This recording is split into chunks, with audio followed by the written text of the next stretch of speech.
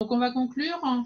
Laurence, oui, un petit mot de conclusion? En tout cas, merci beaucoup à tous ceux que j'ai contactés par téléphone, la Chambre d'agriculture, le PNR, Pays Sources et Vallées, la région Hauts-de-France, hein, qui nous ont beaucoup aidés à alimenter cet atelier. Ce que je retiens, hein, c'est que on sait que nous, à l'agence d'urbanisme, on a du travail à mener avec les communautés de communes, les communes dans le cadre de nos travaux. Mais c'est clair qu'il y a quand même des préalables qui sont des gros noyaux durs, hein, pour que l'agriculture fonctionne localement, pour que l'alimentation locale gagne du terrain. On sent bien, on a parlé des sujets de la main-d'œuvre, c'est vraiment un enjeu important, tant au niveau de l'image à améliorer sur l'activité agricole, que de la formation, que du recrutement adapté au monde agricole. Il y a aussi les logiques saisonnières, on l'a moins évoqué. Il y a vraiment le sujet du foncier, de l'accès au foncier, mais de l'identification aussi foncière. Et là, nous, à l'agence d'Urbain, on peut vraiment jouer un rôle parce que on a quand même un service SIG, on travaille avec les collectivités beaucoup sur ces aspects fonciers. Mais Hélène ou bien Marie, tout à l'heure, en parlait. C'est d'autant plus intéressant de travailler sur le foncier qu'on travaille en collaboration étroite avec les communes pour les sensibiliser aussi à l'intérêt de projets locaux agricoles.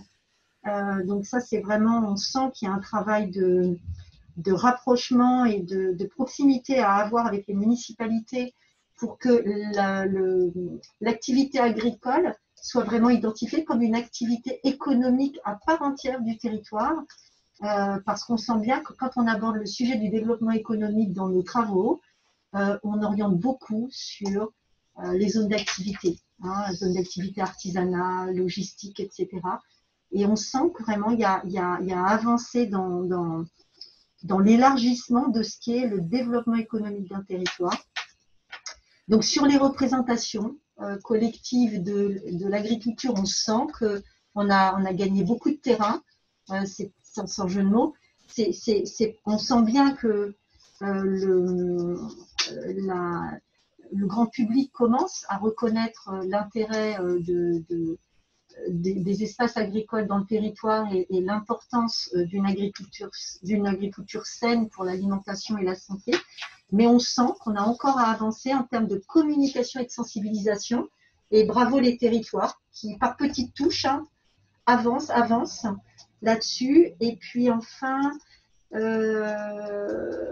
voilà, sur la planification, on a vraiment, nous, à être là auprès des collectivités pour que quand il y a un arbitrage entre différents projets, le maintien des terres agricoles, on soit là pour défendre ces sujets. Voilà. Et en 3 mots, je vais rappeler les dates des prochaines manifestations qui nous ont été données. Donc 26 et 27 juin du côté de Chantilly, fête de terroir. Le 2 juillet du côté de Oiselay-Vallée, le débat sur la forêt de demain. Et le 18 septembre à Coudun. Voilà, les 4 dates que nous avons retenues pour ce séminaire et ce premier atelier prospective.